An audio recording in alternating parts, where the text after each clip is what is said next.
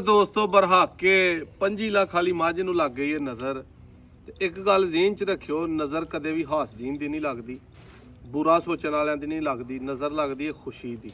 ਜਿਹੜਾ ਬੰਦਾ ਵੇਖ ਕੇ ਖੁਸ਼ ਹੋਏ ਨਾ, ਤੇ ਖੁਸ਼ ਹੋ ਕੇ ਤੇ ਨਾਲ ਮਾਸ਼ਾਅੱਲਾ ਵੀ ਆਖੋ, ਨਾਲ ਤਾਰੀਫ ਵੀ ਕਰੋ ਤੇ ਦਿਲੋਂ ਖੁਸ਼ ਰਹੋ।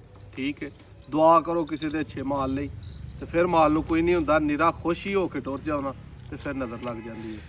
ਤੇ ਨੈਟ ਤੇ ਵੀ ਵੀਡੀਓ ਚਾੜੀ ਹੈ, ਉਹ ਵਿੱਚ ਕਈ ਬੰਦੇ ਆ ਵਜੇ ਨੂੰ ਆਖਿਆ ਸਾਡੇ ਇਲਾਕੇ 'ਚ ਇੰਦੀ 4-5 ਲੱਖ ਦੀ ਲੱਭਦੀ ਹੈ, ਤੁਹਾਡੇ ਅੱਗੇ ਮਾਜ਼ਰਤ ਯਾਰ, ਤੁਸੀਂ ਆਪ ਲੈ ਕੇ ਸਾਂਭੋ। ਇਹ ਮੱਝ ਦਾ ਜੋ ਨਸਲ ਹੁੰਦਾ ਜਾਂ ਜੋ ਘਾਰ ਹੈ, ਇੱਕ ਹੀ ਮੱਝ ਪਹਿਲੀ ਵਾਰੀ ਘਾਰ ਲਈ ਲਈ ਹੈ, ਬਾਕੀ ਤੇ ਸਾਰੀਆਂ ਵਪਾਰ ਲਈ ਲਈਦੀਆਂ ਨੇ। ਤੇ ਅੱਜ ਦੀ ਵੀਡੀਓ ਸਿਰਫ ਔਰ ਸਿਰਫ ਭਰਾਵਾਂ ਨੇ ਦੁਆ ਕਰਨੀ ਹੈ ਸਾਡੇ ਲਈ ਕਿ ਮੱਝ ਨੂੰ ਅੱਲਾ ਸਿਹਤ ਤੰਦਰੁਸਤੀ ਦੇ। ਨਾਲੇ ਗੱਬਨ ਜਾਨਵਰ ਨੂੰ ਅਗਰ ਸਾੜੂ ਪਾਈਏ, ਚੰਦਰੀ ਹੋਈਏ, ਤੇ ਕੀ ਦੇਣਾ ਚਾਹੀਦਾ ਉਹ ਤੁਹਾਨੂੰ ਦੱਸਦੇ ਆ। ਇਹ ਜਿਹੜਾ ਮਸਾਲਾ ਡਾਲਿਆ ਨਾ, ਪਾਇਆ ਇਹਦੇ ਵਿੱਚ ਛਾਪਰ ਦੇ ਬਾਲਟੀ 'ਚ, ਇੱਧਰ ਲਿਆ ਕੇ ਵਹਾ। ਇਹਦੇ ਵਿੱਚ ਦੋਸਤੋ ਚੀਜ਼ਾਂ ਨੇ 4 ਤੋਂ 5। ਇਹਦੇ ਵਿੱਚ ਪਾ ਦਾਦਰ ਮਿਰਚ, ਪਾ ਕਾਲੀ ਮਿਰਚ, ਪਾ ਇੱਕ ਕਾਲੀ ਜੀਰੀ ਹੈ, ਪਾ ਸਫੇਦ ਜੀਰਾ, ਤੇ ਪਾ ਇਹਦੇ ਵਿੱਚ ਹਲਦੀ ਹੈ। ਇਹਨਾਂ ਚੀਜ਼ਾਂ ਨੂੰ ਮਿਕਸ ਕਰਕੇ ਇਹਦੇ 'ਚ ਡਾਲਡਾ ਜਾਂ ਦੇਸੀ ਘਿਓ ਪਾ ਲਓ। ਇਹ ਗੱਬਨ ਜਾਨਵਰ ਲਈ ਮੈਂ ਤੁਹਾਨੂੰ ਦੱਸਣ ਡਿਆ। ਪਾ ਇਹਦੇ ਵਿੱਚ ਘਿਓ ਪਾ ਕੇ ਇਹਨੂੰ ਮਿਕਸ ਕਰਕੇ ਇਹਦੀਆਂ 3 ਖੁਰਾਕਾਂ ਬਣਾ ਲੈਣੀਆਂ। ਇਹ ਸਾਰੇ ਮਾਲ ਦੀਆਂ 3 ਦਿਨਾਂ ਦੀ ਖੁਰਾਕ ਜਿਹੜੀ ਮੈਂ ਤੁਹਾਨੂੰ ਪਾ 5 ਚੀਜ਼ਾਂ ਦੱਸੀਆਂ 1.25 ਕਿਲੋ। ਇਹਦੀਆਂ 3 ਖੁਰਾਕਾਂ ਬਣਾ ਲੈਣੀਆਂ। ਇੱਕ ਅੱਜ ਦੇਣੀ, ਇੱਕ ਕੱਲ ਦੇਣੀ, ਇੱਕ ਪਰਸੋਂ ਦੇਣੀ ਹੈ। ਤੇ ਇਹ ਟੀਕੇ ਨੇ 3 ਪੂਰਾ ਲਿਆ ਬਾਲਟੀ ਨਾਲੇ ਮੱਝ ਵਹਾ ਯਾਰ। ਮੱਝ ਨੂੰ ਟੀਕੇ ਲਾਤੇ ਨੇ। ਮੱਝ ਨੂੰ ਬੁਖਾਰ ਹੋ ਗਿਆ ਸੀ 108 ਬੜਾ ਬੁਖਾਰ ਹੁੰਦਾ ਮੱਝਾਂ ਨੂੰ।